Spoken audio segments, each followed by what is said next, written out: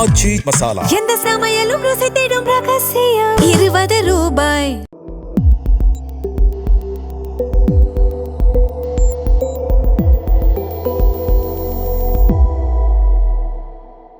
தமிழ் தடம் நேயர்களுக்கு வணக்கம். இன்றைய நேர்காணலில் நம்மோடு இணைந்திருப்பவர் ஊடகவியலாளர் திரு கபிரியல் தேவதாஸ் அவர்கள். சார் வணக்கம். வணக்கம் சார். இன்னைக்கு அண்ணாமலை அவர்கள் தேசிய பாஜக தலைவராக இருக்கக்கூடிய நிதின் நபீன் கிட்ட தன்னோட ரெசிக்னேஷன் லெட்டர் கொடுத்துருக்காரு. அது போக அமித்ஷா அவர்களையும் பார்த்து இந்த கட்சியை விட்டு விலகிறதா சொல்லியிருக்காரு. அது போக இன்னும் ஒரு சில நாட்களில் தன்னோட பிறந்தநாள் அன்னைக்கு தான் புது கட்சி அறிவிப்பு வரதா ஒரு செய்தியும் வருது. இது எப்படி பார்க்குறீங்க? இது எதிர்பார்த்த ஒரு செய்தி தான். கடந்த சில நாட்களாகவே நிறைய ரூமர்ஸ்லாம் ஸ்ப்ரெட் ஆகிட்டு இருக்கு. அண்ணாமலை அவர்கள் பாஜக அதிருப்தியாக இருக்காரு, சீக்கிரம் வெளியேறிடுவார்னு நிறைய செய்திகள் வரதை நம்ம பார்த்தோம். அண்ணாமலை அவர்கள் அந்த மாதிரியான செய்திகள்லாம் வரும்போது மறுப்பு தெரிவிக்காமல் அமைதியாக இருந்தார். ஸோ அப்போவே பரவாயில்ல எதிர்பார்க்கப்பட்ட ஒரு விஷயம் என்னன்னா, அண்ணாமலை அவர்கள் அமைதியாக இருக்காருனாலே வெளியேறுவதற்கு நிறைய வாய்ப்பு இருக்கு. ஸோ கண்டிப்பா அண்ணாமலை அவர்கள் வெளியே வந்துருவார், சீக்கிரம் நடக்கும் அந்த விஷயம் அப்படின்றத எல்லாம் எதிர்பார்த்தாங்க. இப்போ அபிஷியலா ரெசிக்னேஷன் லெட்டரையும் அண்ணாமலை அவர்கள் சப்மிட் பண்ணிட்டாரு. இப்போ அடுத்து உடனடியாக என்ன பண்ண போறாருன்னு தெரியல. ஒரு இயக்கம் ஆரம்பிச்சு செயல்பட போறாரா, இல்லைன்னா ஒரு அரசியல் கட்சி ஆரம்பிச்சு அவரு செயல்பட போறாரான்னு தெரில. அதை நம்ம வெயிட் பண்ணி பார்ப்போம். என்னை பொறுத்தளவு அண்ணாமலை அவர்கள் கரெக்டான ஒரு முடிவு எடுத்திருக்காரு. ஏன்னா பாஜகவில் அண்ணாமலை அவர்களுக்கு பெரிய ஃபியூச்சர் இருக்கிறதா நான் பார்க்கல. அது மட்டும் இல்லாமல் தமிழ்நாட்டில் பாஜக கட்சிக்கே பெரிய எதிர்காலம் இருக்கிறதா நான் பார்க்கல. ஸோ அந்த வகையில் பாஜகவுக்கும் பெரிய எதிர்காலம் இல்லை, அவருக்கும் பாஜகவில் பெரிய எதிர்காலம் இல்லைன்னா வெளியே இண்டிபெண்ட்டாக செயல்படுறது கரெக்டாக இருக்கும். அப்புறம் இன்னொரு முக்கியமான விஷயம் என்னன்னா, அண்ணாமலை அவர்களை பொறுத்தளவில் இண்டிபெண்ட்டாக இருக்கிறத விரும்பக்கூடியவர், அவர் கண்ட்ரோலில் எல்லாருக்கும் நினைக்கிறவர். அண்ணாமலை அவர்கள் ஸ்டேட் பிரசிடென்ட்டாக இருக்கும்போது பாஜக கட்சியை ஃபுல்லாக அவர் கண்ட்ரோலில் வச்சிருந்தார். தமிழ்நாடு பாஜகவோட வாய்ஸாக இருந்தார். அவரை மீறி வேற யாரும் பேச முடியாது. அவர் சொல்றது தான் பாஜகவோட ஸ்டாண்டாக இருக்கும். அதுக்கு முன்னாடி பார்த்தீங்கன்னா ஒவ்வொருத்தங்களும் ஒவ்வொன்று பேசுவாங்க. தமிழிசை ஒன்று பேசுவாங்க, ஹெச் ராஜா ஒன்று பேசுவார், ஒவ்வொருத்தங்களும் ஒவ்வொரு விஷயத்த பாஜகவில் பேசிட்டு இருந்தாங்க. அண்ணாமலை அவர்கள் வந்ததுக்கப்புறம் எல்லாரையும் சைலன்ஸ் பண்ணிட்டாரு. பாஜகனா அண்ணாமலை தான் தமிழ்நாட்டில் அப்படின்ற ஒரு நிலைமையை ஏற்படுத்தினார். ஆனால் ஒரு நேஷனல் பார்ட்டியில் அப்படி இருந்துக்கிட்டே இருக்க முடியாது. அங்கே ஏன்னா நிறைய பவர் சென்டர்ஸ் இருக்கும், நேஷனல் லெவலில் வேற தேவைகள் அவங்களுக்கு இருக்கும். ஸோ அதனால் அப்படி இருந்துக்கிட்டே இருக்க முடியாது. பட் அண்ணாமலை அவர்களுக்கு தனியான ஒரு கட்சி இருந்ததுன்னா அது அவர் சொல்படி கேட்கும், அவர் ஃபுல் கண்ட்ரோலில் இருக்கலாம், பிடிச்ச மாதிரி அவர் செயல்படலாம், அவருக்கு பிடிச்ச அரசியல் நிலைப்பாடுகள் எடுக்கலாம். ஸோ அந்த வகையில் அண்ணாமலை அவர்கள் கேரக்டருக்கு கொஞ்சம் டாமினண்ட்டான கேரக்டர், அவருடைய கேரக்டருக்கு தனியாக இருந்து செயல்படுவது கரெக்டான ஒரு விஷயமா இருக்கும். இப்போ என்னோட ஒரே பாயிண்ட் என்னன்னா, அண்ணாமலை அவர்கள் இந்த வேலையை முன்னாடியே பண்ணியிருக்கலாம், இப்போ கொஞ்சம் லேட்டாக பண்ணுறார் அப்படின்ற மாதிரி நான் பார்க்குறேன். 2024 அண்ணாமலை அவர்கள் பாஜகவுக்கு பெரிய ஒரு பூஸ்ட் கொடுக்குறார் தமிழ்நாட்டில். அண்ணாமலை அவர்கள் தலைமையில் பாஜக நல்லா பெர்ஃபார்ம் பண்ணுறாங்க, 10% ஓட் வாங்குறாங்க, அலைன்ஸ் 18% ஓட்டை வாங்குறாங்க. அது பெரிய ஒரு சாதனை தான். பாஜக இதுவரையே செய்யாத ஒரு விஷயத்த அண்ணாமலை தலைமையில் செய்கிறாங்க. அதுபோக இன்னொரு முக்கியமான விஷயம் என்னன்னா, ஒரு அலைன்ஸையும் ஃபார்ம் பண்ணுறாங்க. அதுவும் பெரிய ஒரு அச்சீவ்மெண்ட் தான். அதுபோக அதிமுகவுக்கும் ஒரு செய்தியை சொல்கிறாங்க, நாங்கள் இல்லைன்னா நீங்கள் ஜெயிக்க முடியாது அப்படின்ற ஒரு சூழலை அதிமுகவுக்கும் ஏற்படுத்துகிறாங்க. இதெல்லாம் இதெல்லாம் அண்ணாமலை செய்கிறாருன்னா, திமுக எதிர்ப்பு அதிமுக எதிர்ப்பு ரெண்டையும் பேசி இந்த அரசியலை கட்டமைக்கிறார். ஸோ திமுகவும் மோசம், அதிமுகவும் மோசம், நாங்கள் மாற்று. குறிப்பாக அண்ணாமலை அவர்கள் ஒரு ஐபிஎஸ் ஆஃபீஸர், அவர் கைகள்லாம் ரொம்ப கிளீனான மனிதர் அவர். அதனால மாற்று அரசியல் இந்த விஷயங்கள்லாம் பேசி அண்ணாமலை அவர்கள் பாஜகவை கட்டமைக்கிறார். அப்புறம் என்ன ஆகுது, எலெக்ஷன் 24 எலெக்ஷனுக்கு அப்புறம் பாஜக அதிமுகவுடைய கூட்டணி வைக்கிறாங்க. அது அண்ணாமலைக்கு பெரிய ஒரு பின்னடைவு. ஏன்னா அண்ணாமலை அவர்களை பொறுத்தளவில் அதிமுக மோசம்னு சொல்லி தான் ஓட்டு வாங்கியிருக்காரு. திரும்ப அதிமுகவுடைய நீங்கள் போய் கூட்டணி வச்சிங்கன்னா அது அண்ணாமலையை தர்ம சங்கடமான ஒரு சூழலுக்கு தள்ளுது. அடுத்தது எப்படி போய் கேட்க முடியும், அதிமுக ஓட்டு போடுங்கன்னு கேட்க முடியும்? அதிமுகவுக்கு எதிராக அவ்வளோ பேசிட்டு திரும்ப போய் அதிமுக ஓட்டு போடுங்கன்னு போய் கேட்க முடியாது. ஸோ அண்ணாமலை அவர்கள் சிக்கலான ஒரு சூழலில் மாட்டுறாரு. அதுக்கப்புறம் அவரால் கண்டெஸ்ட்டும் பண்ண முடியல, பெருசாக ரொம்ப ஆக்டிவாக கேம்பெயினும் பண்ண முடியல. லாஸ்ட் 2 இயர்ஸாகவே கொஞ்சம் லோக்கியாக தான் அண்ணாமலை அவர்கள் அமைதியாக தான் இருந்தார். ஸோ அப்படி இருக்கும்போது எப்போ பாஜக அதிமுகவோட கூட்டணி வச்சாங்களோ அப்போவே அண்ணாமலை அவர்கள் வெளில வந்திருக்கணும். அப்போவே வெளியே வந்திருந்தாருன்னா இப்போ விஜய் மாற்றத்துக்கான ஒரு ஸ்பேஸ் இருக்கிறதால தான் அந்த ஸ்பேஸை யூஸ் பண்ணுறாருல. ஏற்கனவே மாற்றத்துக்கான ஒரு ஸ்பேஸ் உருவாயிருச்சு தமிழ்நாட்டில். அந்த ஸ்பேஸை விஜய் அவர்கள் யூஸ் பண்றாரு. அந்த ஸ்பேஸ் அண்ணாமலை அவர்களும் கொஞ்சம் யூஸ் பண்ணிருக்கலாம். அண்ணாமலை அவர்களுக்கு விஜய் மாதிரி பெரிய இமேஜ் கிடையாது, அவர் ஒன்றும் பெரிய ஸ்டார் கிடையாது. பட் விஜய் அவர்கள் செஞ்ச வேலையை ஓரளவுக்கு இவரும் பண்ணியிருக்கலாம். ஏன்னா இவருக்கும் யங்ஸ்டர்ஸ் மத்தியில் ஒரு பெரிய ஒரு வரவேற்பு இருக்கு. ஸோ அந்த விஷயத்த பண்ணியிருக்கலாம். இப்போ அந்த மாற்றம் நடந்துருச்சு. இப்பயும் நான் பண்ண முடியாது, பெரிய தாக்கத்தை ஏற்படுத்த முடியாதுன்னு நான் சொல்ல. ஆனால் கொஞ்சம் லேட்டாக நீங்கள் உள்ள வரீங்க. எப்பவுமே சில காலகட்டங்களில் சில மாற்றங்கள் ஏற்படும். புது இண்டஸ்ட்ரீஸ்லாம் சில சமயம் வரும். அப்போ நீங்கள் ஃபஸ்ட்டு உள்ள வரீங்கன்னா, புதுசாக ஃபஸ்ட்டு உள்ள வர பிளேயர் இருக்கார்ல, அவருக்கு வந்து லாபங்கள் அதிகமாக இருக்கும். விஜய் அந்த மாதிரி அந்த மாற்றத்துக்கான அரசியலுக்கான அந்த ஸ்பேஸ் கிரியேட் ஆகும்போது விஜய் அவர்கள் ஃபர்ஸ்ட் உள்ள என்டர் ஆகிறாரு. அந்த ஸ்பேஸ்க்குள்ள ஃபர்ஸ்ட் உள்ள வர்றாரு. அண்ணாமலை அவர்கள் செகண்ட் தான் வர்றாரு.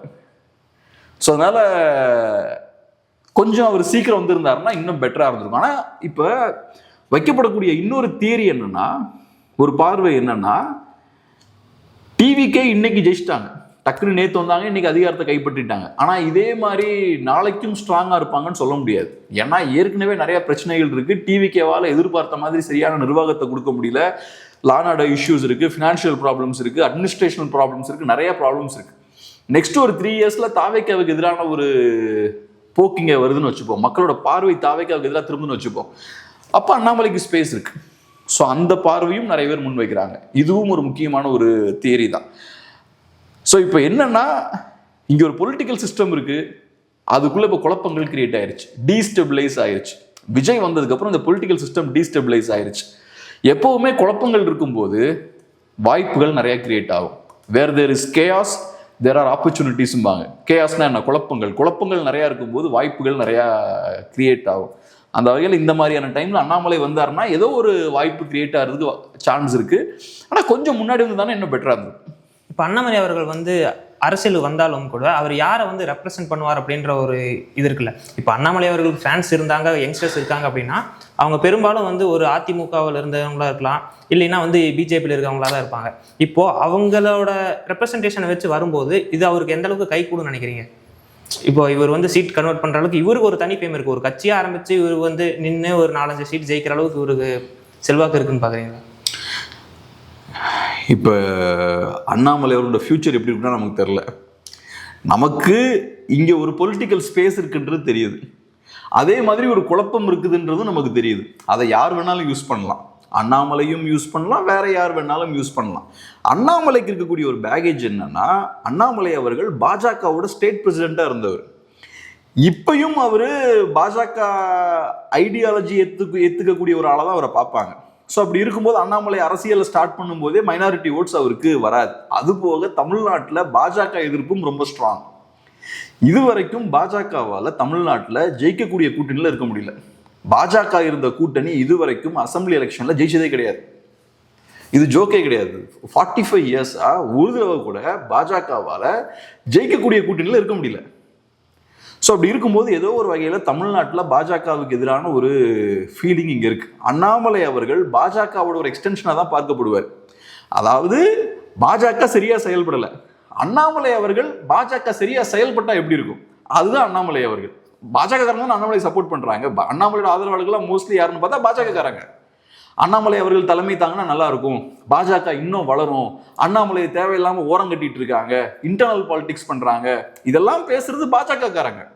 ஸோ அப்படி இருக்கும்போது அண்ணாமலை கொஞ்சம் வேறுபட்டு போகலாம் பாஜக லைன்ல இருந்து. ஆனா முற்றிலுமா பாஜக லைனை விட்டு வேற ஒரு ரூட்ல போக முடியாது. ஏன்னா அப்படி போனீங்கன்னா உங்களோட கோர் சப்போர்ட்டர்ஸ் இருக்காங்க பாருங்க, பாஜக ஆதரவாளர், அவங்க உங்களை விட்டு போயிடுவாங்க. ஸோ நீங்க வந்து அந்த ஹிந்துத்துவா பாலிடிக்ஸ் தான் நீங்க பேசி ஆகணும். ஏன்னா உங்களோட சப்போர்ட்டர்ஸ் பார்த்தீங்கன்னா ஹிந்துத்துவ ஆதரவாளர்களாக இருக்காங்க. என்ன பொறுத்தளவில் தமிழ்நாட்டில் ஹிந்துத்துவா பொலிட்டிக்ஸ்க்கான ஸ்பேஸ் ரொம்ப கம்மியாக இருக்குன்னு நான் பார்க்குறேன். இப்போ நான் ஒரு சின்ன ஒரு எக்ஸாம்பிள் சொல்கிறேன். பாஜக வளராமல் இருக்குல்ல, தமிழ்நாட்டில் பாஜக கட்சி தமிழ்நாடு ஸ்டேட் பாஜக பார்த்தோம்னா 45 இயர்ஸாக ஃபங்க்ஷன் ஆகிட்டு இருக்கு. 45 இயர்ஸாக இது வரைக்கும் அந்த கட்சியை ஒரு ஸ்ட்ராங்கான ஒரு இடத்துக்கு கொண்டு போக முடியல. ஒரு 20% ஓட்ஸ் வாங்கக்கூடிய கட்சியாக மாற்ற முடியல, ஒரு தனியாக நின்று ஒரு 20-30 சீட்ஸ் வாங்கக்கூடிய ஒரு கட்சியாக மாற்ற முடியல. அதுக்கான முக்கியமான காரணம் என்னன்னா, பாஜக இருக்கக்கூடிய நிறைய முக்கியமான லீடர்ஸுக்கு தமிழ்நாடோட அரசியல் பற்றின புரிதல் ரொம்ப ரொம்ப குறைவு. இப்போ ஒரு எக்ஸாம்பிள் சொல்கிறேன். நான் கொஞ்சம் அந்த ஆங்கரிங்லாம் பண்ண ஆரம்பிச்ச பீரியடில் அப்போ தான் ஹெச் ராஜா அவரோட அந்த கான்ட்ரவர்சி வருது. விஜய் அவர்களோட ஐடி கார்டை அவர் ரிலீஸ் பண்றாரு. ஜோசப் விஜய் அப்படின்னு போட்டிருக்கு. ஹெச் ராஜாவோட எண்ணம் என்னவா இருக்குன்னா, ஜோசப் விஜய் அப்படின்ற அந்த பேரை நம்ம எக்ஸ்போஸ் பண்ணியாச்சுன்னா மக்களுக்கு விஜய் ஒரு கிறிஸ்டியன்னு தெரிஞ்சிடும், அதுக்கப்புறம் மக்கள் பெருசா விஜயை கொண்டாட மாட்டாங்க அப்படின்றது தான் அவரோட எண்ணம். ஓப்பனாக அதை சொல்லனாலும் அதுதான் எண்ணம். எதுக்கு ஐடி கார்டு அவரோட ஜோசப் விஜய்னு எதுக்கு அவர் சொல்லிட்டு இருக்கணும்? அந்த விஷயம் நடக்குது. அவர் அதை செஞ்சதுக்கு அப்புறம் விஜயோட படம் பயங்கரமான ஹிட் ஆகுது. சாதாரணமாக இருந்தவரை வளர்த்து விட்டதில் அவரும் ஒரு நீங்க சொன்ன மாதிரி அவருக்கு ஒரு பங்கு உண்டு. அவரோட அந்த சர்க்கார் நினைக்கிறேன், சர்க்காரா மெர்சலா, சர்க்கார் நினைக்கிறேன், மெர்சலில் தான் ஜோசப் விஜய் டைட்டில் கார்டு போகும். ஆனால் சர்க்கார் டைம்ல அந்த பிரச்சனை வந்து நினைக்கிறேன் ஏதோ ஒன்று. ஏன்னா இது கொஞ்சம் இந்த இஷ்யூ வந்தது 2018-19 அந்த பீரியட்ல வந்தது. ஸோ அந்த படமும் பார்த்தோன்னா அதுக்கப்புறம் ஹிட் ஆகுது. இன்னைக்கு அவர் சிஎம்மும் ஆயிருக்காரு. ஸோ இதை ஏன் நான் சொல்றேன்னா, உங்களுக்கு தமிழ்நாடு அரசியல் களம் குறித்த புரிதல் எவ்வளோ மோசமா இருக்குன்றதை நான் சொல்றேன். நீங்க நார்த்ல அரசியல் பண்ற மாதிரியே ஒருத்தரோட பேரை வச்சு நீங்க அரசியல் பண்ணலாம்னு நீங்க பண்றீங்க.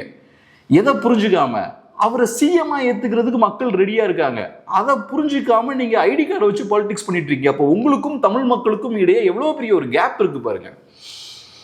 இது எங்க இருந்து வருதுன்னு நான் பாக்குறேன்னா, மோஸ்ட்லி பாஜக கூடிய நிறைய தலைவர்களுக்கு திமுக மேல மிகப்பெரிய ஒரு வெறுப்பு இருக்கு. பெரியார் வெறுப்பு, திமுக வெறுப்பு, அப்புறம் மைனாரிட்டிஸ் மேல இருக்கக்கூடிய கோபம், இதெல்லாம் இருக்கு. இப்ப அதெல்லாம் உங்களுக்கு இருக்கலாம், அது வேற. ஆனா நீங்க எலெக்ஷன்ல கண்டெஸ்ட் பண்ணும்போது அதெல்லாம் ஓரமா வச்சுக்கணும். எதை பேசினா எலெக்ஷன்ல ஜெயிக்க முடியுமோ அதை பேசணும். உங்களுக்கு பிடிச்சதெல்லாம் எலெக்ஷன்ல பேசிட்டு இருக்க கூடாது. எனக்கு கிறிஸ்டியன்ஸ்னா பிடிக்காது அப்படின்னு நீங்க கிறிஸ்டின் எதிர்ப்பு பேச முடியாது. எனக்கு பெரியார்னாலே பிடிக்காதுங்க பர்சனலா, அதனால நான் பெரியார் அட்டாக் பண்ணுவாங்க அப்படின்னு அட்டாக் பண்ண முடியாது. சனாதனத்தை திமுக அட்டாக் பண்றாங்க, அது எனக்கு பிடிக்காதுங்க, அதனால நான் திமுக எதிர்த்து அரசியல் பண்ணுவேன், அப்படி பண்ண முடியாது. நீங்க எலெக்ஷன்ல ஜெயிக்கணும்னா தமிழ் மக்கள் எங்க இருக்காங்க, அவங்க என்ன விரும்புறாங்க, அவங்களோட பார்வை என்னவா இருக்கு, அதுல இருந்து தான் நீங்க எலெக்ஷனை அணுகணும். அண்ணாமலை அவர்கள் அந்த விஷயத்துக்கு கரெக்டா பண்ணாரு. நீங்க நல்லா கவனிச்சீங்கன்னா, அண்ணாமலை அவர்கள் பெருசா பெரியாரை டச் பண்ண மாட்டாரு, பெருசா ஹிந்துத்துவ பொலிட்டிக்ஸ் பெருசா பேசல, கிறிஸ்டின் முஸ்லீம் டார்கெட் பண்ற விஷயங்களை அவர் பெருசா பேசல. இதெல்லாம் பாஜகவோட கோர் பொலிட்டிக்ஸ், அதெல்லாம் அவர் பெருசா பேசல. அவரு ஆக்சுவலா பேசினது என்னன்னா திமுக எதிர்ப்பு தான். ஏறக்குறைய விஜய் இன்னைக்கு பண்ணிட்டு இருக்காருல்ல, அதை தான் அண்ணாமலை அவர்கள் வேற ரூட்ல பண்ணார். அதிமுக அரசியல தான் அண்ணாமலை பேசினார். திமுக எதிர்ப்பு ரொம்ப காட்டமா கையில் எடுத்தார். ஸோ தமிழ்நாடு வேற ஒரு மாநிலம்ன்ற புரிதல் உங்களுக்கு முதல்ல வேணும். நார்த்ல பேசுற மாதிரியே நீங்க மைனாரிட்டிஸை வச்சு பாலிடிக்ஸ் பண்றது இங்க பண்ண முடியாது. இது வேற ஒரு கேரக்டர் இருக்கக்கூடிய ஒரு பகுதியா இருக்கு. ஸோ அதனால இந்த பிரச்சனைகள்லாம் இருக்கிறதால தான் பாஜக 45 இயர்ஸா வளராம இருக்காங்க. அவங்களுக்கு சில பார்வைகள் இருக்கு, அவங்களுக்குன்னு ஒரு ஐடியாலஜி இருக்கு, அதுக்குள்ள இருந்தே செயல்படுறது. அதை தாண்டி இந்த மண்ணுக்கு என்ன தேவைன்னு அவங்க யோசிக்கிறதே கிடையாது. ஃபர்ஸ்ட் டைமா 2024ல அண்ணாமலை அதை மாத்துறாரு. கொஞ்சம் பிராக்டிக்கலா இந்த மண்ணுக்கு என்ன தேவை, இந்த மக்கள் எதிர்பார்க்கறது என்ன அப்படின்ற இடத்துல இருந்து அவரு பண்ண ஆரம்பிக்கிறார். ஸோ அதனால பாஜக ட்ரெடிஷ்னலா இந்த மாதிரியான பாலிடிக்ஸ் பிளே பண்ணனால அவங்களுக்கு பெருசா வளரவே முடியல. இப்பயும் பாருங்க, நயனார் நாகேந்திரன் அவர்கள் தலைமையில எலெக்ஷனை கண்டெஸ்ட் பண்றாங்க, 27 சீட்ஸ் வாங்குறாங்க. ஏறக்குறைய 35 சீட்ஸ்ல பாஜக சின்னத்துல பாஜக மற்ற கட்சிகளும் போட்டிட்டு இருக்காங்க. மொத்தமா ஒரு 35 வேட்பாளர்கள், ஏறக்குறைய 35 வேட்பாளர்கள் பாஜக சின்னத்துல போட்டிட்டு. எத்தனை பேர் ஜெயிக்கிறாங்க? ஒருத்தர் ஜெயிக்கிறார். ஸ்ட்ரைக் ரேட் என்ன? இப்ப 2% தான் உங்களுக்கு ஸ்ட்ரைக் ரேட்டே இருக்கு. இப்ப தேமுதிகவை இவ்வளவு விமர்சிக்கிறோம், அது ஒரு கட்சி இல்லை, சின்ன கட்சி, அதுலாம் எல்லாம் விமர்சிக்கிறாங்க. 10ல் 1 சீட் வச்சுட்டாங்க. அவங்களோட ஸ்ட்ரைக் ரேட் 10% இருக்கு. நீங்க 35ல் 1 சீட் தான் ஜெயிக்கிறீங்க. இதனால புரிஞ்சுக்கவே முடியல. பிரைம் மினிஸ்டர் வராரு, நிறைய மாநிலங்கள்ல இருந்து சிஎம்ஸ் வராங்க, முக்கியமான அமைச்சர்கள்லாம் இங்க தமிழ்நாட்டுக்கு வராங்க, உங்களுக்காக பிரச்சாரம் பண்றாங்க, உங்களுக்கு பெரிய ஒரு பினான்சியல் பேக்கிங் இருக்கு, பவர்ல இருக்கீங்க நீங்க சென்டர்ல. ஸோ ஒரு வகையில் அரசோட அந்த மத்திய அரசோட அந்த மைட்டி பவரும் அதுவும் உங்களுக்கு பின்னாடி இருக்கு. இவ்வளவு அட்வான்டேஜ் இருந்ததுக்கு அப்புறமும் 45 இயர்ஸ் நீங்க ஒர்க் பண்ணதுக்கு அப்புறமும் 2014ல இருந்து மத்தியில நீங்க பவர்ல இருக்கீங்க. இவ்வளவு விஷயங்கள் இருந்ததுக்கு அப்புறமும் 35 சீட்ஸ் கண்டெஸ்ட் பண்ணி 1 சீட் ஜெயிக்க முடியுது உங்களுக்கு. அப்ப நீங்க கொஞ்சமாவது உட்கார்ந்து யோசிக்கணும்ல, எங்கேயோ தப்பு நடக்குது, நம்ம ஏதாவது ஒரு விஷயத்த மாற்றி பண்ணணும். அதை பண்ணுறதுக்கு பாஜக ரெடியாகவே இல்லை. அதனால தான் சொல்கிறேன், தமிழ்நாட்டில் பாஜகவுக்கு எதிர்காலம் பெருசாக கிடையாது. ஏன்னா பாஜகன்ற கட்சியை பொறுத்தளவில் அது ஒரு நேஷ்னல் பார்ட்டி. அவங்க தமிழ்நாடை ஃபோக்கஸ் பண்ணி அவங்க பொலிட்டிக்ஸ் பண்ண முடியாது. அவங்களுக்கு நேஷ்னல் லெவலில் பார்வைகள் இருக்கும். ஸோ அதனால தமிழ்நாடு அவங்க எப்படி பார்ப்பாங்க, நேஷ்னல் லெவலில் நம்ம பவரில் உட்கார்றதுக்கு தமிழ்நாடு எப்படி யூஸ் பண்ணலான்னு பார்ப்பாங்க. ரைட். இப்போ 24 பொறுத்தளவில் தமிழ்நாட்டிலையும் நம்ம பாஜகவை தனியாக வளர்த்தலாம்னு யோசிச்சாங்க.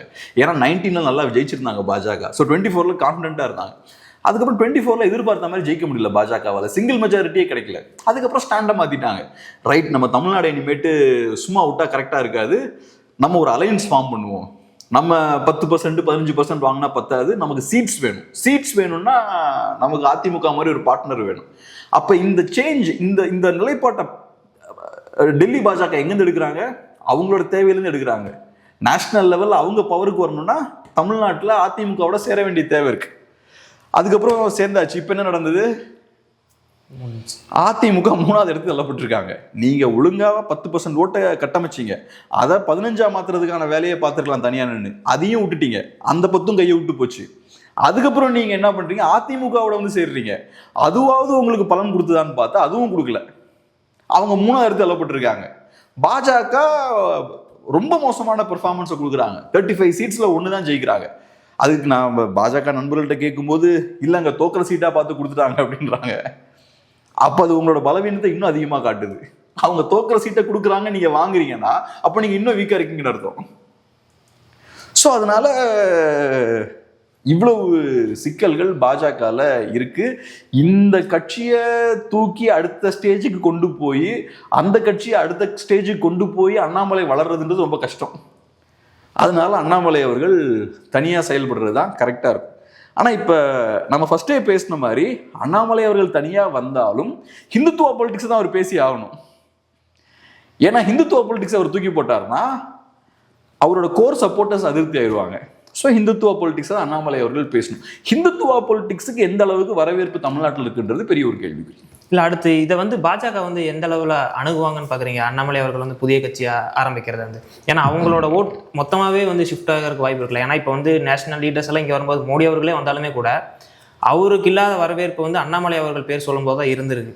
இப்போ அப்படி இருக்க சூழ்நிலையில் இன்னைக்கு பிஜேபியோட ஒரு மொத்த ஓட்டாக இருக்கக்கூடிய அண்ணாமலை அவர்கள் வந்து விலகுறார் அப்படின்னா அது பிஜேபி மிகப்பெரிய ஆபத்து இல்லை. ஏன்னா பிஜேபி தான் வந்து ரொம்ப என்னங்க பேசிட்டு இருக்கீங்க நீங்க? பிஜேபிக்கு என்ன இருக்குங்க இழக்கிறதுக்கு? என்ன இருக்கு தமிழ்நாட்டில்? நிறைய இன்வெஸ்ட் பண்ணியிருக்காங்கல்ல அண்ணாமலை. என்ன இன்வெஸ்ட் பண்ணியிருக்காங்க பாஜக? இங்க ஒண்ணுமே இல்லைங்க, இன்வெஸ்ட் மட்டும் பண்ணிட்டு இருக்காங்க.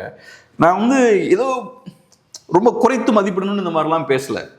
எனக்கு இந்த எலெக்ஷன் முடிஞ்சதுக்கு அப்புறம் 35 சீட்ஸ்ல கண்டெஸ்ட் பண்ணி 1 சீட் ஜெயிக்கிறாங்க. வேற எந்த கட்சிக்குமே இந்த அளவுக்கு மோசமான ஸ்ட்ரைக் ரேட் கிடையாது. மதிமுக 4 சீட்ல கண்டெஸ்ட் பண்ணி 2 ஜெயிக்கிறாங்க. அது டிஎம்கேவோட ஏதோ ஒண்ணுங்க, சின்ன கட்சி அவங்களாம் சொல்றீங்க நீங்க. விடுதலை சிறுத்தைகள் 8ல கண்டெஸ்ட் பண்ணி 2 ஜெயிக்கிறாங்க.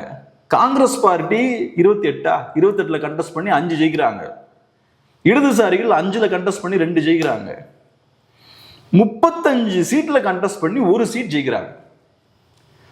கேட்டா 35 சீட்ல நிறைய சீட்ஸ் பார்த்தா தோக்குற சீட்டா கொடுத்துட்டாங்கன்றாங்க. 35 சீட்டுங்க, 35 சீட்ல நீங்க ஜெயிக்கிற மாதிரி ஒரு 5 சீட் இல்லையா? சரி, ஒரு 20 சீட்டை வந்து நீங்க தோக்குற மாதிரி கொடுத்துட்டாங்க. சரி, ஒரு 25 சீட்டு நீங்க தோக்குற மாதிரி கொடுத்துட்டாங்க. மீதி 10 சீட் இருக்கு. 35 சீட்டுமே நீங்க தோக்குற மாதிரியா இருக்கும். தமிழ்நாட்டில் 35 சீட்ல நீங்க ஜெயிக்கிற மாதிரி 5 சீட் இல்லை. ஸோ அதனால பாஜகவுக்கு இழக்கிறதுக்கு இங்கே ஒன்றுமே கிடையாது. பாஜக இன்ஃபேக்ட் என்னன்னா, நான் ஒன்று சொல்கிறேன், நான் 2014க்கு முன்னாடிலாம் நான் ஓரளவுக்கு நியூஸ் ஃபாலோ பண்ணுவேன். அப்போல்லாம் பாஜகக்காரங்களுக்கு மெயின் ஸ்ட்ரீம் நியூஸ் சேனல்லாம் ஸ்பேஸ் இருக்காது. பாஜகன்ற கட்சியை பற்றி பேசுறது ரொம்ப குறைவாக தான் இருக்கும். தமிழ்நாட்டில் பாஜகவை பற்றி பெருசாக பேச மாட்டாங்க 2014க்கு முன்னாடி.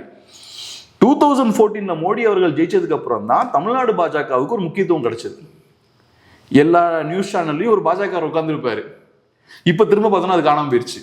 இப்போ இந்த 26 எலெக்ஷனுக்கு அப்புறம் பாஜக காரங்க நியூஸ் சேனல்ல உட்கார்றது இப்போ கம்மியாயிருக்கு நான் பார்த்த அளவில். இல்லாட்டி எல்லா டிபேட்ஸ்லயும் ஒரு பாஜக ஒருத்தர் இருப்பார். ஸோ இங்க தமிழ்நாட்டில் பாஜகவுக்கு எங்க முக்கியத்துவம் கிடைக்குதுன்னா, மோடி அவர்கள் சென்ட்ரல் நல்லா ஸ்கோர் பண்ணும்போது தமிழ்நாட்டில் முக்கியத்துவம் கிடைக்குது. ஒரு சென்ட்ரல் இருக்கக்கூடிய அதிகாரத்தில் இருக்கக்கூடிய கட்சி, அப்ப இங்கேயும் ரெஸ்பெக்ட் கொடுக்கணும்னு எல்லாரும் கொடுக்குறாங்க. அதனால எனக்கு என்னமோ தமிழ்நாடு பாஜக என்னைக்குமே ஸ்ட்ராங்கா இருந்தது கிடையாது. அண்ணாமலை அவர்கள் பீரியட்ல மட்டும் கொஞ்சம் தலை தூக்குச்சு லைட்டா. அதுக்கப்புறம் பாஜகவே அதை காலி பண்ணிட்டாங்க. அதை நெக்ஸ்ட் ஸ்டேஜுக்கு போக விடாம பாஜகவே ஸ்டாப் பண்ணிட்டாங்க. பாஜகவோட தவறான முடிவுகள். ஒன்று, நீங்க அதிமுகவோட கூட்டணி வச்சிருக்க கூடாது. 2வது, நீங்க கூட்டணி வச்சதுக்கு அப்புறம் பார்த்தா கரெக்டா இப்ப நீங்க 24 கூட்டணி வச்சிருக்கணும். அதிமுக நீங்க எப்போ கூட்டணி வச்சிருக்கணும் வச்சிருந்தா 24 வச்சிருந்துருக்கணும். 24 வச்சிருந்தீங்கன்னா சீட்ஸ் கன்வெர்ட் ஆயிருக்கும். 24 நீங்களும் ஜெயிக்கல, அதிமுகவையும் ஜெயிக்க விடலை. அந்த வேலையை பார்க்குறீங்க. அதுக்கப்புறம் கூட்டணி வைக்கலான்ற முடிவுக்கு எப்போ வரீங்க? 26 வரீங்க. 26 தாவேக்கா வந்து எல்லாம் தூக்கிட்டு போயிட்டாங்க. நீங்கள் 3வது இடத்துக்கு தள்ளப்பட்டுருக்கீங்க. அப்போ கரெக்டான டைமில் தவறான முடிவை நீங்கள் எடுக்கிறீங்க. நீங்கள் 45 வருஷமா ஒரு விஷயத்த செய்ய முயற்சி பண்ணிட்டு இருக்கீங்க. அதிமுகவை பலவீனப்படுத்தணும், அந்த இடத்துல நம்ம வந்து உட்காரணும், இந்த முயற்சிகளில் ஈடுபட்டுக்கிட்டே இருக்கீங்க. நீங்கள் திராவிடத்தை காலி பண்ண இவ்வளவு நேரம் நீங்கள் கஷ்டப்பட்டுட்டு இருக்கும்போது தாவேக்கான்ற புது கட்சி உள்ள வராங்க. 2 வருஷத்துல அந்த இடத்த பிடிச்சிட்டு போயிட்டாங்க. ஸோ அதனால பாஜகவுக்கு இழக்கிறதுக்கு ஒன்றுமே கிடையாது. இல்லை, இந்த அண்ணாமலை வருகை வந்து அதிமுக வந்து பலவீனப்படுத்தும் பார்க்கலாமா? ஏன்னா அவரோட நிறையா ஃபேன்ஸ் வந்து அதிமுகலேயும் இருக்காங்க. இப்போ அவங்களும் வந்து இப்போ அதிமுக நிறைய குளறுபடி போய்கிட்டு இருக்க சூழ்நிலையில் அவங்கெல்லாம் வந்து அண்ணாமலைக்கு சப்போர்ட்டாக வரக்கு வாய்ப்பு இருக்குல்ல? இது அதிமுகவுக்கு சிக்கல், திமுகவுக்கு நல்லது. திமுகவுக்கு நல்லது. அண்ணாமலை அவர்கள் அரசியலுக்கு வந்து செயல்படுறாருன்னா திமுகவுக்கு அது லாபகரமாக இருக்கும். ஏன்னா இப்போ திமுகவை பொறுத்தளவில் இந்த கட்சிகள், நீங்கள் சொன்ன கட்சிகள் எல்லாமே திமுக எதிர்ப்பு கட்சிகள் தான். பாஜகவாக இருக்கட்டும், அண்ணாமலை அவர்களாக இருக்கட்டும், தாவேக்காவாக இருக்கட்டும், அப்புறம் ஏடிஎம்கேவாக இருக்கட்டும், எல்லாமே திமுக எதிர்ப்பு கட்சிகள் தான். ஸோ அப்போ தாவேக்காவை பலவீனப்படுத்தணும்னா இன்னொரு திமுக எதிர்ப்பு கட்சி ஸ்ட்ராங்காக வளர்றது திமுகவுக்கும் நல்லது, அதிமுகவுக்கு நல்லதில்லை. ஏன்னா ஏற்கனவே அதிமுக ஓவர் காம்படிஷனால பாதிக்கப்பட்டிருக்காங்க. ஃபர்ஸ்ட் என்ன ஆகுது? அதிமுக மட்டும்தான் இருக்காங்க திமுக எதிர்ப்பு கட்சியா. அதுக்கப்புறம் பாஜக வராங்க, நாம் தமிழர் கட்சி வராங்க, அப்புறம் தாவேக்கா உள்ள வராங்க, இப்போ அடுத்து அண்ணாமலையும் உள்ள வராரு. அண்ணாமலை பெரிய தாக்கத்தை ஏற்படுத்துவாரான்றதெல்லாம் செகண்டரி. ஆனா உள்ள வந்தா சின்ன தாக்கத்தை கூட ஏற்படுத்தலாம்.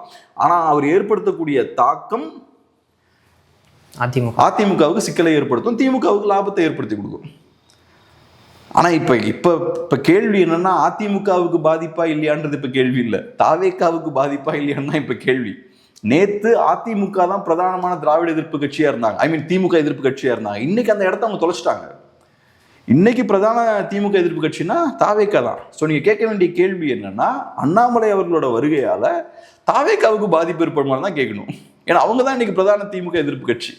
ஏற்படும் டெஃபினட்டா ஏற்படும். அதனால தான் நான் சொல்றேன், அது திமுகவுக்கு நல்லது, திமுக அதை என்ஜாய் பண்ணுவாங்க.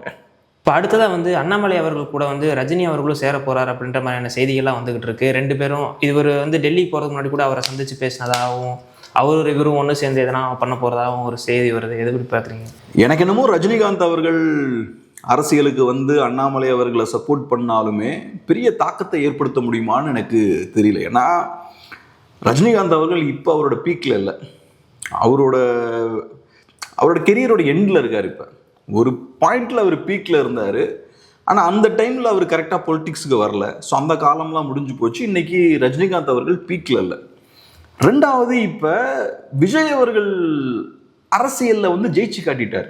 எம்ஜிஆர் அவர்கள் செஞ்சதை யாரும் செய்ய முடியாது அப்படின்ற ஒரு பரவலான பார்வை இருக்கும்போது விஜய் அவர்கள் எம்ஜிஆர் செய்ததை செஞ்சு காட்டிட்டார், அதிகாரத்துக்கு வந்துட்டார். இப்போ விஜய் அவர்கள் வராமல் இருந்திருந்தா ரஜினி பலவீனமாக தெரிஞ்சுக்க மாட்டார். நடிகர்கள்லாம் ஜெயிக்க முடியாதுங்க, அந்த காலம்லாம் போச்சுங்க, நடிகர்கள் ஜெயிக்கிற காலம்லாம் போச்சுங்கன்னு சொல்லிட்டு இருந்தாங்க. இப்போ வேற எந்த நடிகர்களும் செய்யாத ஒரு விஷயத்தை விஜய் செஞ்சு காட்டிட்டார். அது ரஜினிகாந்த் அவர்களை இப்போ பலவீனமாக காட்டுது அது. ஸோ அதனால எனக்கு என்னமோ ரஜினிகாந்த் அவர்கள் பெரிய யூஸ்ஃபுல்லாக இருப்பாருன்னு தெரில. அது ஒன்று. 2வது, ரஜினிகாந்த் அவர்கள் பொலிட்டிக்கலாக அவர் பேசின விஷயங்களை வச்சு பார்க்கும்போது ரொம்ப ஸ்ட்ராங்கான ஒரு அரசியல் ரீதியான பார்வை இருக்கக்கூடிய ஒரு மனிதராக எனக்கு தெரில. பொலிட்டிக்ஸில் ரொம்ப முக்கியமான விஷயம் என்னன்னா, ஒரு விஷயத்தை கரெக்டாக எடுத்தால் கரெக்டாக சொன்னபடி செய்யணும். டிசிஷன் வாங்கல, ஷார்ப்பாக நச்சுன்னு சொன்ன விஷயத்த செய்யணும். அப்படி செய்யும்போது தான் உங்கள் மேலே மக்களுக்கு வந்து ஒரு மரியாதை கிரியேட் ஆகும். ரஜினிகாந்த் அவர்கள் வந்து அவர்னால ஒரு டிசிஷன் எடுக்க முடியலையே. ஏறக்குறைய ஒரு 25 இயர்ஸாக அரசியலுக்கு வருவேம்பார், அப்புறம் வர மாதிரி தெரியும், அதுக்கப்புறம் டக்குன்னு வரமாட்டார், அப்புறம் கடைசியில் வரேன்னு சொல்லிட்டு எஸ்கேப் ஆகிட்டார். இது வந்து என்னன்னா, உங்களோட அந்த கரெக்டான ஒரு டிசிஷன் எடுக்க முடியல அப்படின்றத காட்டுது. மக்கள் உங்ககிட்ட ஒரு தலைவரை என்ன எதிர்பார்ப்பாங்க? ஒரு பிரச்சனைனா என் தலைவனுக்கு ஒரு ஸ்டாண்ட் இருக்கணும், பிரச்சனைனா தீர்வு என் தலைவன்ட்டு இருக்கணும். அப்போ நீங்கள் வெட்டு 1 துண்டு 2ன்னு பேசணும், கரெக்டான ஒரு ஸ்டாண்டில் இருக்கணும். விஜய் அவர்கள் அதை கரெக்டாக பண்ணார். அவரோட அரசியல் மோசன்றது வேற, ஆனால் அவரோட எதிரியை கரெக்டாக ஃபிக்ஸ் பண்ணார். அரசியலுக்கு வந்ததுக்கப்புறம் ரிவர்ஸ் போகிற மாதிரியான எந்த சிக்னலுமே அவர் காட்டல. உள்ள வர வரைக்கும் நிறைய ரூமர்ஸ் இருந்தது, ஆனால் வந்ததுக்கப்புறம் ஃபுல் ஃபோர்ஸோடு அவர் இறங்கினார். ஆனால் ரஜினிகாந்த் அவர்களை பொறுத்தளவு அதுக்கு ஒரு டிசிஷன் எடுக்க முடியலையே. அவர் எடுத்த பாலிடிக்ஸ் ஒருவேளை காரணமாக இருக்கலாமா? ஏன்னா அவர் வந்ததுலேருந்தே வந்து அவர் பிஜேபி சப்போர்ட்டு, ஹிந்துத்துவா, இவரு பேசக்கூடிய ஆன்மீகம் இதெல்லாம் வந்து தமிழ்நாட்டில் செல்லுபடி ஆகாது அப்படிங்கிற மாதிரியும் இவருக்கு ஒரு பிளாக் மார்க் ஏற்பட்டுரும்ல. அது கூட இருக்கலாம். ஆனால் விஷயம் என்னன்னா, முதல்ல உங்களுக்கு ஒரு தெளிவான ஒரு நிலைப்பாடு வேணும்ல. ஒரு விஷயத்த பண்ணணும்னு நினச்சாச்சுன்னா உயிரை கொடுத்து பண்ணணும். அதுக்கப்புறம் நீங்கள் கடைசியில் அரசியலுக்கு வரலான்னு உள்ள இறங்குறீங்க, அதுக்கப்புறம் திரும்ப நீங்கள் ரிவர்ஸ் போயிட்டீங்க. 25 இயர்ஸ் அதை பண்ணிட்டு இருந்தீங்க. ரஜினி அரசியலுக்கு வந்துடுவார், நாளைக்கு வந்துடுவார், நாளான்னைக்கு வந்துடுவார்னு பேசிக்கிட்டே இருந்தாங்க. கடைசியில் ரஜினி அவர்கள் அரசியலுக்கு வரவே இல்லை. ஸோ அதனால் ரஜினி அவர்கள் பொலிட்டிக்ஸுக்கு கரெக்டாக இருப்பாரான்னு தெரில. மேபி ரஜினிகாந்த் மாதிரியான ஒரு பெரிய நடிகரோட பேக்கப் அண்ணாமலைக்கு இருக்குன்னா அது கொஞ்சம் யூஸ்ஃபுல்லாக இருக்கலாம். ஆனால் அதை மட்டுமே வச்சு அண்ணாமலை அவர்கள் ஸ்கோர்லாம் பண்ண முடியாது. அதை தாண்டியும் நிறையா வேலைகள் இருக்குது. இப்போ ரஜினி அவர்களை பொறுத்தளவு ஒரு நடிகராக எனக்கு அவர் ரொம்ப பிடிக்கும். ஒரு நடிகராக ரஜினிகாந்த் அவர்கள் என்னை பொறுத்தளவில் விஜயை விட பெட்டரான ஒரு ஆக்டர்ன்றதை விட ஒரு நல்ல பவர்ஃபுல்லான ஒரு பெர்ஃபார்மர். ரஜினிகாந்த் அவர்கள்ட்ட ஒரு நல்ல ஒரு மேன்லினஸ் இருக்கும், அக்ரெஷன் இருக்கும். பார்த்தாலே ஒரு அக்ரெசிவான ஒரு கேரக்டராக இருப்பார். அவரோட பார்வையே சும்மா சூப்பராக இருக்கும். ஸ்க்ரீன் ப்ரெசன்ஸ் பர்ஃபெக்டாக இருக்கும். விஜய் அவர்களால் ஸ்க்ரீனில் ரஜினிகாந்தை மேட்ச் பண்ணவே முடியாது. ரஜினிகாந்த் அவர்களோட லெவலே வேற ஆன் ஸ்க்ரீன். ஆனால் பொலிட்டிக்ஸ்னு வரும்போது ரஜினிகாந்த் அவர்கள் இது வரைக்கும் சரியாக பண்ணல. இப்போ அடுத்ததாக வந்து என்டிகே இதில் வந்து எதனா பாதிப்பை ஃபேஸ் பண்ணுவோம். ஆல்ரெடி வந்து ரொம்ப டவுன் சைஸ் ஆகியிருக்காங்க விஜய் அவர்கள் வருகைக்காக. இப்போ அடுத்தது அண்ணாமலை அவர்களும் வந்து புதுசாக கட்சி ஆரம்பிச்சிருக்காரு. இப்போ இது வந்து என்டிகே எதனா பாதிப்பை ஏற்படுத்துமா? என்டிகேவுக்கு அடுத்த 5 வருஷம் டஃப்பான காலகட்டம் தான். ரொம்ப டஃப்பாக இருக்க போகுது. என்டிகே அவங்களோட பார்ட்டியை ஸ்ட்ரென்தன் பண்ணும். என்னென்ன பிரச்சனைகள் இருக்குன்னு அவங்களுக்கு இப்போ தெரிஞ்சிருக்கும். கண்டிப்பாக எப்போவுமே ஒரு பெரிய பின்னடைவு ஏற்படுதுன்னா என்னென்ன பிரச்சனைகள் இருக்குன்றதையும் அது காட்டி கொடுக்கும். அந்த பின்னடைவு அது எல்லாத்தையும் சரி பண்ணும். அதுக்கான காலகட்டம் இது. ஏன்னா ஏன் கஷ்டமான ஒரு காலகட்டம்னு சொன்னேன்னா 2016 24 வரைக்கும் ஓரளவுக்கு ஈஸியான காலகட்டம். மாற்று அரசியல் பேசுறதுக்கு பெருசாக கட்சிகள் யாரும் இல்லை. கமல்ஹாசன் உள்ளே வந்தார். அது போக மேபி மைனர் பிளேயர்ஸ் வேணா வந்திருக்கலாம். ஆனால் 24க்கு அப்புறம் விஜய் வந்துட்டார்.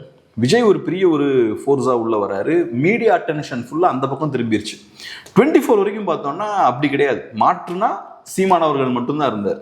இப்போ விஜய் அந்த இடத்துல வந்து உட்காந்துட்டார் சாலிடாக. அப்புறம் மீடியாவை ஃபுல்லாக அவரை சுற்றி சுழலை வச்சுட்டு இருக்காரு. இப்போ தாவேக்காவை சுற்றி தான் இன்றைக்கி மீடியா சுற்றிட்டு இருக்கு. ஸோ இப்போ ஒன்று திமுக எதிர்கட்சி வேலையை அக்ரெசிவாக பார்ப்பாங்க. அப்போ ஏதாவது ஒரு இஷ்யூஸை கிளப்பிட்டுக்கிட்டே இருப்பாங்க. மீடியா அதுக்கும் கவரேஜ் கொடுப்பாங்க. இன்னொன்று விஜய் ஒரு பெரிய ஸ்டார். இன்னைக்கு அவர் சிஎம்மாவும் இருக்காரு. மக்கள் மத்தியில் அவருக்கு ஒரு பெரிய ஒரு ஃபேமும் பாப்புலாரிட்டியும் இருக்குது. ஸோ மீடியா டெஃபினட்டாக விஜய்க்கும் கவரேஜ் கொடுப்பாங்க. அதுபோக பரபரப்பாக நிறைய செய்திகள் வந்துக்கிட்டே இருக்குது. ஏன்னா நம்ம இன்னைக்கு காலையிலேயே பேசணும். ஒரு 2 இயர்ஸ் முன்னாடி திருமாவளவன் அவர்களோட பேச்சுக்கு பெரிய வேல்யூ இருக்குது. ஆனால் இன்னைக்கு வேல்யூ இருக்குது. ஏன்னா அவங்க கட்சிக்கு ஒரு அமைச்சர் இருக்காங்க. அந்த கட்சியை நம்பி தான் இன்னைக்கு தாவேக்கா கவர்மெண்ட் ரன் ஆகிட்டு இருக்கு. ஸோ இன்னைக்கு திருமாவளவன் அவர்கள் பேசினாலும் கவரேஜ் இருக்கும். இல்லை இடதுசாரிகள் ஸ்டேட் செக்ரட்டரிலாம் பேசினாலும் அதுக்கு ஒரு கவரேஜ் இருக்கும். துரை வைகோ அவர்கள் கூட. ஆமாம். அதுபோக நம்ம காங்கிரஸ் பார்ட்டியில் ஏதாவது பேசினாங்கன்னா அது கவரேஜ் இருக்கும். பரபரப்பான ஒரு அரசியல் சூழல் இப்போ கிரியேட் ஆயிடுச்சு. ஒரு குழப்பமான சூழல் கிரியேட் ஆயிடுச்சு. இதில் அண்ணாமலையும் உள்ள வராருன்னா அவருக்கும் கொஞ்சம் கவரேஜ் கண்டிப்பாக இருக்கும். அண்ணாமலை அவர்களுக்கு சாலிடான ஒரு ஆதரவு வட்டம் இருக்கு. அவருக்கும் நிறைய கவரேஜ் இருக்கும். ஸோ இதில் என்டிகே அவங்களுக்கான ஸ்பேஸை பிடிக்கிறது கஷ்டம் தான். ஆனால் அவங்க டஃப்பாக அதை ஃபைட் பண்ணி ஆகணும். என்னை பொறுத்தளவில் தமிழ் தேசியத்துக்கான ஸ்பேஸ் இருந்துட்டு தான் இருக்குது. நாளைக்கும் இருக்க தான் போகுது. இது ஒரு பின்னடைவு. இந்த காலகட்டம் கொஞ்சம் கஷ்டமான ஒரு காலகட்டம். நம்ம இப்போ ஒரு 50 வருஷம் வாழ்கிறோம்னா சில நேரங்கள் நம்ம கம்ஃபர்டபுளாக இருக்கும். நம்ம எதிர்பார்க்குற மாதிரியான வேலை கிடைக்கும், எதிர்பார்க்குற வளர்ச்சி கிடைக்கும். சில நேரங்களில் கஷ்டமாக இருக்கும். சில மாற்றங்கள்லாம் ஏற்படும் போது நமக்கு பர்சனலாக கஷ்டம் இருக்கும்ல. அதே மாதிரி தான் கட்சிகள் ஒரு 20-30 வருஷம் பயணிக்கிறாங்கன்னா சில காலகட்டங்கள் அவங்க வளர்றதுக்கு சூழல் கரெக்டாக இருக்கும். சில காலகட்டங்கள் அவங்க எதிர்நீச்சல் போட்டு தான் வளரணும். என்டிகேவுக்கு அந்த மாதிரியான ஒரு காலகட்டம் இது. எதிர்நீச்சல் போடணும், டஃப்பாக ஃபைட் பண்ணணும். ஆனால் இதை வித்ஸ்டாண்ட் பண்ணிட்டாங்கன்னா ஃபியூச்சரில் அவங்களுக்கு டெஃபினட்டாக வாய்ப்பு இருக்குது. ஆனால் இது டஃப்பான ஒரு காலகட்டம். இல்லை, இதுக்கப்புறம் வர எலெக்ஷனும் தனித்து தான் நிற்பேன் அப்படின்ற மாதிரி சொல்கிறாரு. தனித்து நின்று இவ்வளோ பெரிய நிறைய ஏகப்பட்ட கட்சிகள் வந்துருச்சு. அதில் வந்து சர்வே ஆகி வர தனித்து தான் நிற்கணும். நீங்களும் அதை தான் சொல்கிறீங்க. என்னை பொறுத்தளவில் என்டிகே தனித்து தான் நிற்கணும். தனித்து நிற்கலன்னா அப்புறம் அவங்களுக்கும் மற்ற கட்சிகளுக்கும் என்னங்க வித்தியாசம் இருக்குது? இப்போ டிவிகேவை நம்ம ஏன் விமர்சிக்கிறோம்? தூய சக்தி அது இதெல்லாம் பேசுனீங்க. அப்புறம் தீய சக்தியோட கூட்டணி வச்ச கட்சிகளோட நீங்கள் கூட்டணி வச்சிருக்கீங்க. ஆனால் ஆட்சியை பிடிச்சிட்டாங்க. ஆட்சியை பிடிக்கிறது தான் அவங்களோட அப்ஜெக்டிவா? ஆட்சியை பிடிச்சதுக்கு அப்புறம் தானே நம்ம வந்து மாற்றத்தை எதனா ஏற்படுத்த முடியும். நீங்கள் முதல்ல ஒரு மாற்றாக இருக்கணும். நீங்கள் தவறுகள் பண்ணி ஆட்சிக்கு வந்தீங்கன்னா அப்போ உங்களுக்கு மாற்றம் கொண்டு வரது உங்கள் எய்ம் கிடையாது. ஆட்சிக்கு வர்றது தான் உங்கள் எய்ம், சிஎம் ஆகுறது தான் உங்கள் எய்ம். அப்போ பொதுமக்களை நம்ம என்ன கேட்கணும்? ரைட்டு, நீங்கள் ஆட்சியை பிடிச்சிட்டீங்க, அதனால எனக்கு என்ன யூஸு? இல்லை, ஆட்சிக்கு வரணும்னா சில காம்ப்ரமைஸ் பண்ணி தான் நான் என்ன கேட்குறேன், ஒரு நிஜமான மாற்று பேசக்கூடிய ஒரு கட்சி அவங்களோட எண்ணம் ஆட்சிக்கு வரதா இருக்கக்கூடாது. அரசியல் மாற்றத்தை ஏற்படுத்துறது அவங்க எண்ணமாக இருக்கணும். அரசியல் மாற்றத்தை ஏற்படுத்தணும்னா காம்ப்ரமைஸ் ஆகக்கூடாது. இப்போ தாவேக்கா வெறுமனே ஆட்சிக்கு வரணும்னு நினச்சி அரசியல் பண்ணுறாங்க. அவங்க ஸ்ட்ராட்டஜி டீம் எல்லாம் வச்சு ஸ்ட்ராட்டஜிஸ்லாம் போடுறாங்க, நரேட்டிவை செட் பண்ணுறாங்க. அவங்க திமுகவுக்கு எதிராக ஒன்றுமே பண்ணது கிடையாது. இது வரைக்கும் தாவேக்கா திமுகவுக்கு எதிராக ஒன்றுமே பண்ணல. ஆனால் திமுகவுக்கு எதிரான ஒரு கட்சி மாதிரி தங்களை ப்ரொஜெக்ட் பண்ணிக்கிறாங்க. அதெல்லாம் ஸ்ட்ராட்டஜி டீம்ஸ் பண்ணக்கூடிய விஷயம் தான். ஒரு பொலிட்டிக்கல் ஸ்ட்ராட்டஜி போடுறாங்க, அந்த ஸ்ட்ராட்டஜி படி அவங்க செயல்படுறாங்க. ஆனால் என்னோட கேள்வி என்னன்னா, ரைட்டு, உங்களோட ஸ்ட்ராட்டஜி டீம் சூப்பர், நீங்கள் நிறைய பணத்தெல்லாம் இறக்கிட்டீங்க, சூப்பராக நீங்கள் அலைன்ஸ்லாம் ஃபார்ம் பண்ணிட்டீங்க, திமுக கூட்டணியை உடைச்சிட்டீங்க, எல்லாம் பண்ணிட்டீங்க, அதிமுகவோட எம்எல்ஏஸ்லாம் இந்த குதிரை பேரம் அதெல்லாம் நடக்குது, எல்லாமே சூப்பர். இதில் எனக்கு என்ன பிரயோஜனம்? நீங்கள் திமுக அதிமுக பண்ணக்கூடிய அதே அரசியலை அவங்கள விட பெட்டராக பண்ணுறீங்கன்னா எனக்கு என்ன பிரயோஜனம் அதில்? ஸோ அதனால் அதிகாரத்துக்கு வர்றது தான் உங்கள் எண்ணம்னா தாராளமாக அதெல்லாம் பண்ணலாம். ஆனால் இங்கே இருக்கக்கூடிய சிஸ்டமை மாற்றணும்னு நினச்சிங்கன்னா அலைன்ஸ் ஃபார்ம் பண்ணால் அதெல்லாம் பண்ண முடியாது. நீங்கள் என்னைக்கு அலைன்ஸ் ஃபார்ம் பண்ணுறீங்களோ அப்போ நீங்களும் மற்ற கட்சிகள் மாதிரி ஒரு கட்சியாக மாறிடுவீங்க. எப்போ தாவேக்கா காங்கிரஸோடையும் இடதுசாரிகளோடையும் பிசிகேவோடையும் ஐயுஎம்எல்லோடையும் கூட்டணி வச்சாங்களோ, எப்போ அவங்க எம்எல்ஏஸ்லாம் அதிமுகலேருந்து உள்ளே கொண்டு வந்தாங்களோ அப்போவே அவங்களுக்கும் அதிமுகவுக்கும் திமுகவுக்கும் ஒரு வித்தியாசம் கிடையாது. அவங்களும் மற்ற திராவிட கட்சிகள் மாதிரி ஒரு திராவிட கட்சி தான். ஆனால் தாவேக்காவுக்கு அதை பற்றி கவலை கிடையாது. எனக்கு அதிகாரம் வேணும், அதுக்கு நான் என்ன வேணாலும் பண்ணுவேன். ஆனால் அப்படிப்பட்ட ஒரு காரியத்தை பண்ணுறதுக்கு எதுக்கு நம்ம கஷ்டப்பட்டு ஒரு புது கட்சியை உருவாக்கணும்? தாவேக்காவுக்கு ஓட்டு போட்டவங்கலாம் இப்போ கொஞ்சம் பேர் சப்போர்ட்டும் பண்ணுவாங்க. ஆனால் என்ன நினச்சி நீங்கள் ஓட்டு போட்டீங்க? தாவேக்கா ஒரு மாற்று நினைச்சா ஓட்டு போட்டீங்க. இப்போ தாவேக்கா ஒன்றும் மாற்று இல்லையே. திமுக யார் கூட பயணிச்சாங்களோ அவங்களோட தான் நீங்கள் பயணிக்கிறீங்க இப்போ. ஸோ அதனால நமக்கு மக்களுக்கு என்ன பிரயோஜனம் இருக்குது? ஆனால் மக்கள் விமர்சிக்கிறதும் வந்து அவங்களோட பிஹேவியர்ஸ்னால தான் இருக்கே தவிர கூட்டணி பற்றி அவங்க பெருசாக எடுத்துக்கலாங்கிற மாதிரி தானே இருக்குது. தெரில நமக்கு. ஆனால் என்ன பொறுத்தளவில் திமுகவோட கூட்டணி கட்சிகளோடையும் அதிமுக எம்எல்ஏஸோடையும் நீங்கள் பயணிக்கிறீங்கன்னா நீங்கள் மாற்றே கிடையாது. நீங்கள் மாற்று இல்லைன்னா எனக்கு ஒரு பிரச்சனமும் கிடையாது உங்களால். ஒரு புது கட்சியை நம்ம வளர்த்து கொண்டு வரோம்னா அந்த கட்சி ஒரு மாற்றாக இருக்கணும், மற்ற கட்சிகளை விட அது டிஃப்ரெண்ட்டாக இருக்கணும். இந்த சிஸ்டம் அது மாற்றணும். நீங்கள் திமுக அதிமுக மாதிரி தான் இருப்பீங்கன்னா அப்போ நீங்கள் மாற்றுறதுக்காக இங்கே வரல, இங்கே இருக்கக்கூடிய சிஸ்டமில் உங்களை பொருத்திக்கிறதுக்காக முயற்சி பண்ணிட்டு இருக்கீங்க.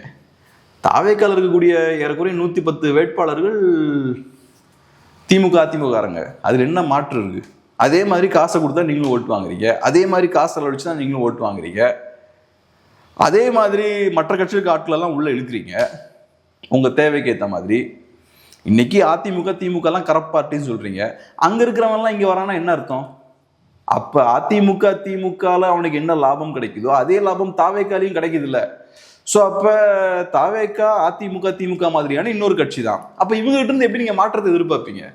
இவங்க மாற்றலாம் முயற்சி பண்ண மாட்டாங்க. அதிமுக திமுக மாதிரி நம்ம எப்படி சம்பாதிக்கலாம் தான் பார்ப்பாங்க. இது எனக்கு என்ன பிரயோஜனம், உங்களுக்கு என்ன பிரயோஜனம்?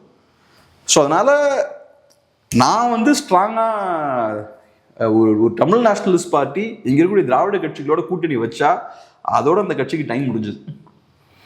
என்டிகே போய் என்னைக்கு அவங்க இன்னொரு கட்சியோட அலைன்ஸ் ஃபார்ம் பண்ணுறாங்களோ அதோட என்டிகேவோட டைம் முடிஞ்சது தமிழ்நாட்டில். அதுக்கப்புறம் டெம்பரரியாக ஒரு எலெக்ஷனுக்கு வேணால் கொஞ்சம் சீட்ஸ் கிடைக்கும், கொஞ்சம் ஓட்ஸ் கிடைக்கும். அது பண்ண மாட்டாங்கன்னு நம்புகிறேன் நான். அது டெஃபினட்டாக பண்ண மாட்டாங்கன்னு நம்புகிறேன். ஏன்னா அவங்களுக்கும் தெரியும் அதெல்லாம் பண்ணியாச்சுன்னா நமக்கு கஷ்டன்றது தெரியும். ஏன்னா இப்போ தாவேக்காவோட தொண்டர்கள் வேறு, என்டிகேவோட தொண்டர்கள் வேறு. தாவேக்கா தொண்டர்களுக்கு பெருசாக அரசியல் பற்றி ஒன்றும் தெரியாது. இப்போ நம்ம பேசுகிற இந்த விஷயங்கள்லாம் அவங்க கண்டுக்க மாட்டான். அவங்களுக்கு விஜய் தான். விஜய் அவர்கள் என்ன பண்ணாலும் நாங்கள் ஏற்றுப்போம்.